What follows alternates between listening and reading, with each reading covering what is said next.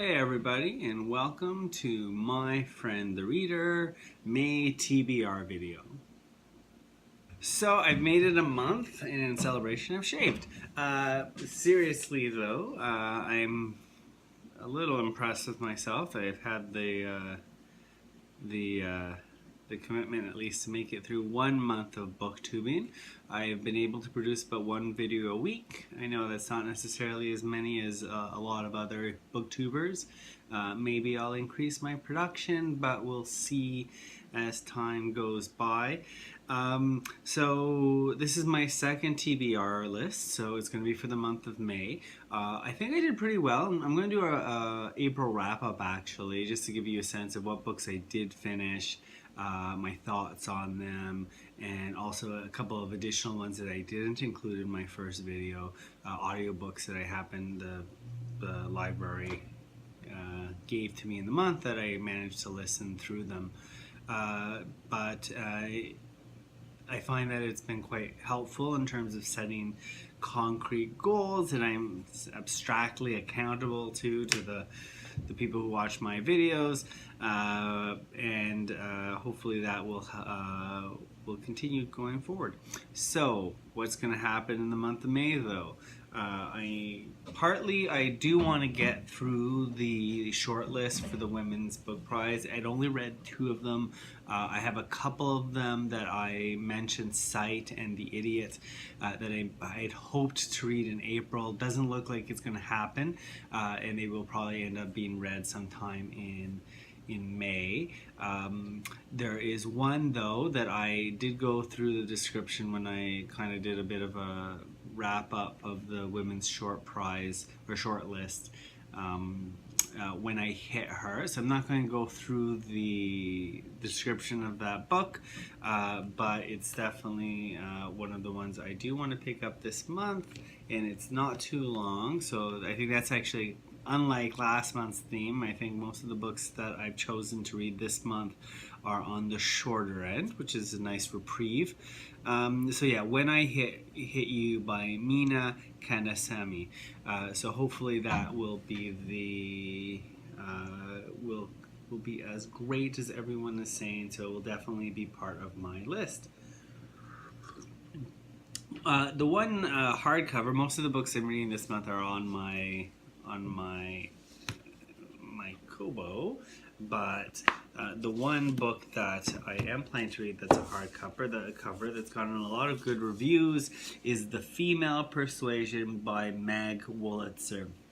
The only other Meg Wolitzer book I've read is The Interestings. It was released about 4 or 5 years ago. It was amazing. Definitely a 5-star Goodreads review that I gave. It was like a coming of age / following this group of friends over a lifetime. And again, it's humorous and poignant and great writing. And this year, Meg Wolitzer released a book called, or has released a book called The Female Persuasion, which has gotten quite a lot of buzz, the New York Times book reviews. I think someone mentioned it as the great American novel, and obviously every few years or every year we always hear something probably hyperbolic kind of assignment of that title to various books. I'm not sure about this one yet, but I will read it, and it seems to be quite timely in the context of the Me Too movement. So I think which is obviously a coincidence because books are written years in advance, but it might be touching on the cultural zeitgeist that's going on right now. So I'll read the description, and then you can see whether or not you want to pursue it. Greer Kadetsky is a college freshman when she meets the woman who will change her life. Faith Frank, dazzling, persuasive, and elegant at 63, has been a pillar of the women's movement for decades, a figure who inspires others. Hearing Faith speak for the first time in a crowded campus chapel, Greer feels her inner world light up. She and Corey, her high school boyfriend, have both been hardworking and ambitious, jokingly referred to as twin rocket ships headed up and up and up. Yet for so long, Greer has been full of longing, in search of a purpose she can't quite name. And when astonishingly Faith invites her to make something out of her new sense of awakening. Over time, Faith leads Greer along the most exciting and rewarding path of her life as it winds toward and away from her meant-to-be love story with Corey and the future she'd always imagined. As Corey's path too is altered in ways that feel beyond his control, both of them are asked to reckon with what they really want. What does it mean to be powerful? How do people measure their impact upon the world and upon one another? Does all of this look different for men than it does for women? With humor, wisdom, and profound intelligence, Meg Walter leaves high insights about power and influence, ego and loyalty, womanhood and ambition into a moving story that looks at the romantic ideals we pursue deep into adulthood. Ideals relating not just to whom we want to be, but who we want. Not just to whom we want to be with, but who we want to be. Sorry about that. Anyways, she's a great writer, the one book I've read, and I'm assuming this is going to follow. So I will definitely probably pick this up mid-month and finish it off as quickly as I can. She's not a difficult writer. Chronological shifting a la Arundhati Roy that does make the book like that more difficult. It tends to be more straightforward and linear, and the writing isn't particularly overly challenging, but it's nonetheless substantial, and so I'm looking forward to it. So, what other books do I have in mind for this month? One is an old award winner that we're actually doing for our book club this month, and also fits one of the categories for the Read Harder Challenge, which I am doing, and that is Olive Kittredge by Elizabeth Strout. And I'm sure most people in the booktube community have heard of Olive Kittredge. Many may have actually read it. It won the Pulitzer, I think, in 2008. It was turned into a mini-series a couple of years ago featuring Frances McDormand. It won a bunch of Emmys. I watched a couple of those episodes with my mom, actually, who had read the book and loved the mini-series. My impression from the mini-series is that the main character, Olive Kittredge, is a very difficult person. And not a likable character, which I think is fine in fiction, but sometimes it takes a while to get into a book that has that kind of grating antagonist. Nonetheless, it's definitely one of the books that I've wanted to pick up for a while, and this book club obviously has been a good excuse. So I'll read the description. At times stern, at other times patient, at times perspective, at other times in sad denial, Olive Kittredge, a retired school teacher, deplores the changes in her little town of Crosby, Maine, and in the world at large. But she doesn't always recognize the changes in those around her. A lounge musician haunted by a past romance, a former student who has lost the will to live, Olive's own adult child who feels tyrannized by her irrational sensitivities, and her husband Henry, who finds his loyalty to his marriage both a blessing and a curse. As the townspeople grapple with their problems, mild and dire, Olive is brought to a deeper understanding of herself and her life, sometimes painfully, but always with ruthless honesty. Olive Kittredge offers profound insights into the human condition, its conflicts, its tragedies and joys, and the endurance it requires. So it sounds definitely like an emotional whirlwind. I've read one other Strout book, which I have to say I wasn't crazy about, and that was, I think it's My Name is Lucy Barton. Which was released, it was released a couple of years ago. Frankly, I found it boring. Now, it was the audiobook. The narrator wasn't particularly engaging. So I am slightly worried about that, though Olive Kittredge has obviously received much more stellar reviews than that, so hopefully it pays off. I will let you know. Okay, what other book I'm doing? Oh, this is one I'm definitely looking forward to. and this is called The House of Broken Angels by Luis Alberto Urrea, who I've never read before, has written both fiction and nonfiction, had actually been a finalist for the Pulitzer for nonfiction, so very well recognized writer of Mexican American themes. And this book continues. And I've heard several interviews. I'll put some links.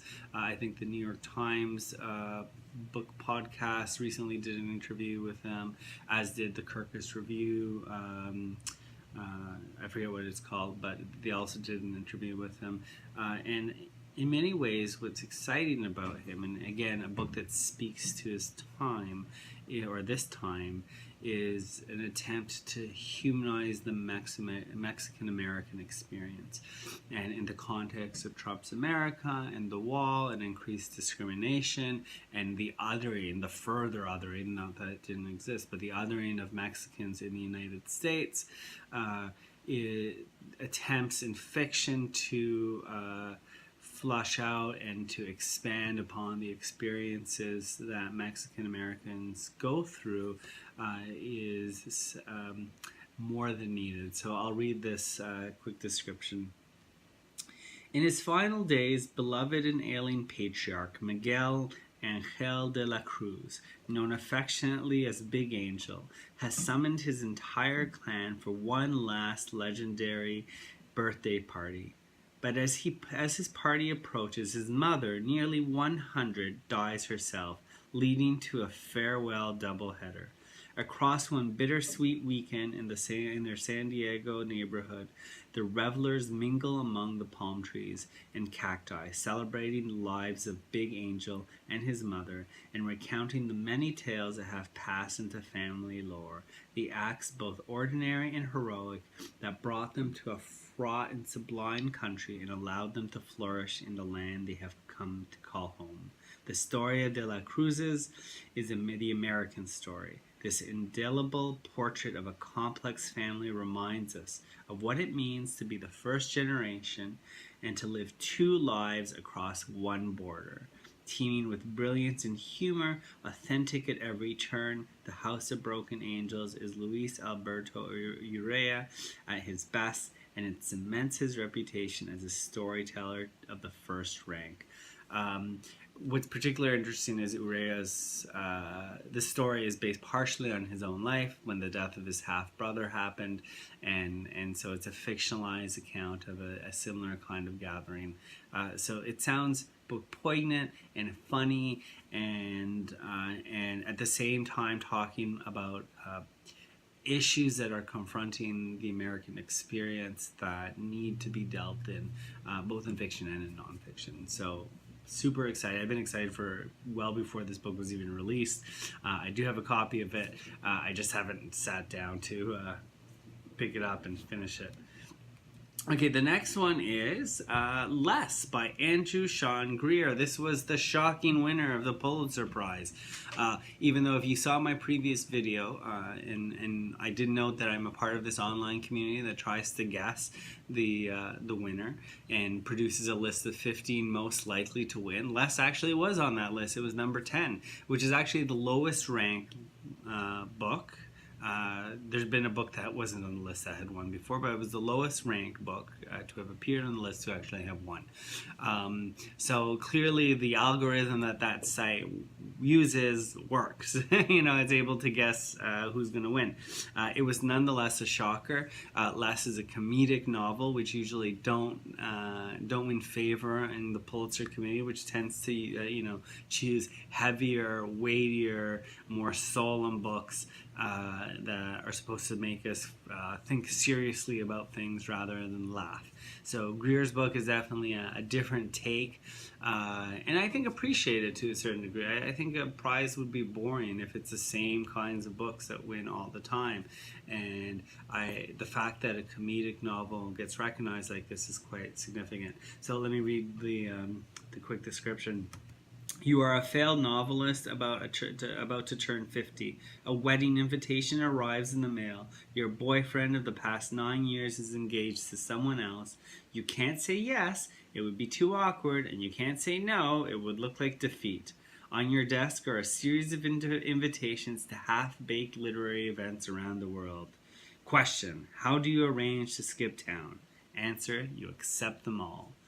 What would possibly go wrong?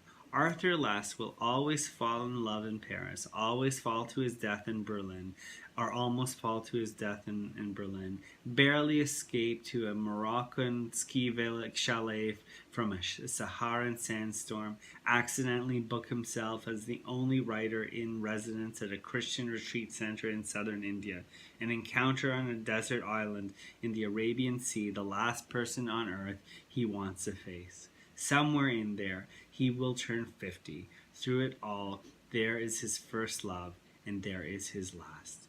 Because despite all these mishaps, missteps, misunderstandings, and mistakes, Less is, above all, a love story.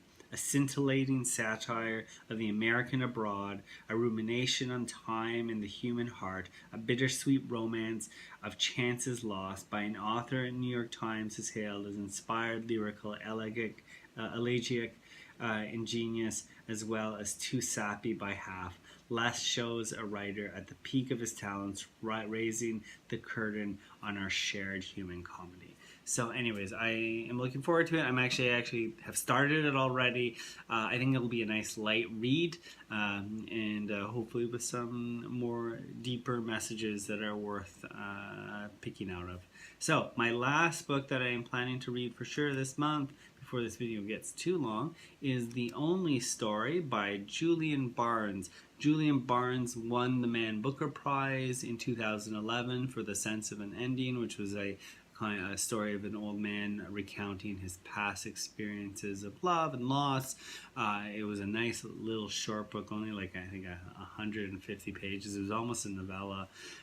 Won the Booker. It was turned into a movie, which I haven't seen last year, but I hear was quite whimsical and nice. So his new book is The Only Story, which one of the reasons I want to pick it up is Man Booker Prize long lists often contain past winners on them. So I'm kind of guessing that maybe this will be one of the books that appears in the long list. It's released in July, and since I'm planning to try to read the long list again this year, getting as many books out of the way beforehand is often useful. So I'll read the quick description.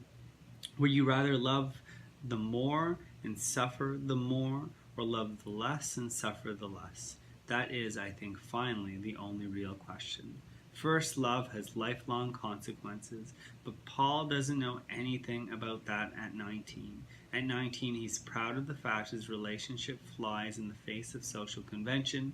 As he grows older, the demands placed on Paul by love become far greater than he could possibly have foreseen. Tender and profound, The Only Story is an achingly beautiful novel, but one of fiction's greatest mappers of the human heart. So that's great. Anyways, tell me what you're reading this month. Hopefully some of you are putting together your own TBR videos, which I always read and I always add to my growing TBR list. So good. Have a good month reading, and I will see you soon with my April recap video.